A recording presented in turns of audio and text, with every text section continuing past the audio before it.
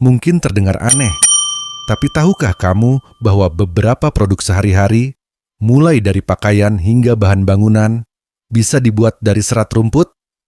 Bahkan, serat ini lebih ramah lingkungan dibandingkan serat sintetis. Bagaimana cara kerjanya? Mari kita bahas lebih dalam video ini. Apa itu serat rumput?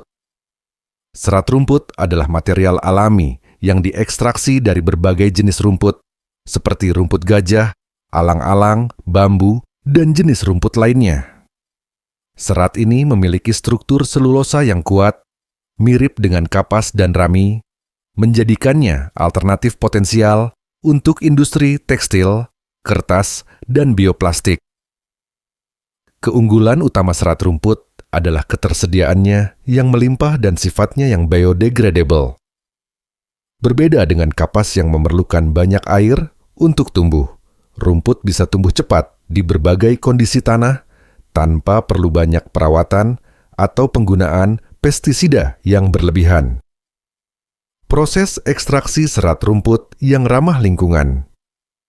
Dalam kimia hijau, kita mencari cara untuk mengekstrak serat dengan dampak minimal terhadap lingkungan.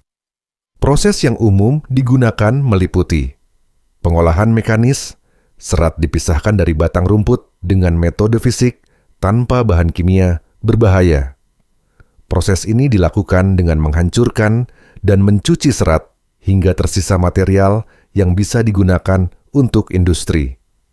Fermentasi biologis menggunakan enzim alami atau mikroorganisme untuk menguraikan lignin dan pektin, sehingga hanya serat selulosa yang tersisa.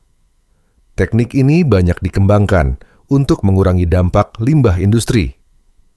Pemanfaatan pelarut ramah lingkungan. Beberapa penelitian menggunakan pelarut berbasis air atau larutan ionik untuk mempercepat proses ekstraksi tanpa menghasilkan limbah beracun. Sebagai perbandingan, proses pembuatan serat sintetis seperti polyester membutuhkan energi tinggi dan bahan petrokimia yang mencemari lingkungan, sedangkan serat rumput menawarkan solusi yang lebih berkelanjutan. Perbandingan dengan serat sintetis. Serat sintetis seperti polyester dan nilon banyak digunakan di industri, tetapi produksinya membutuhkan minyak bumi dan menghasilkan mikroplastik yang mencemari lingkungan. Sebagai perbandingan, serat sintetis tidak mudah terurai, berbasis petrokimia, menghasilkan limbah berbahaya, dan melepaskan mikroplastik ke lingkungan saat dicuci. Serat rumput biodegradable, dapat diperbarui, dan lebih hemat energi dalam produksinya, serta tidak mencemari lingkungan dengan mikroplastik. Dari sisi ketahanan, serat rumput juga memiliki daya tahan yang cukup baik. Saat diproses dengan benar, serat ini bisa memiliki fleksibilitas dan kekuatan yang mendekati serat sintetis. Aplikasi serat rumput dalam industri.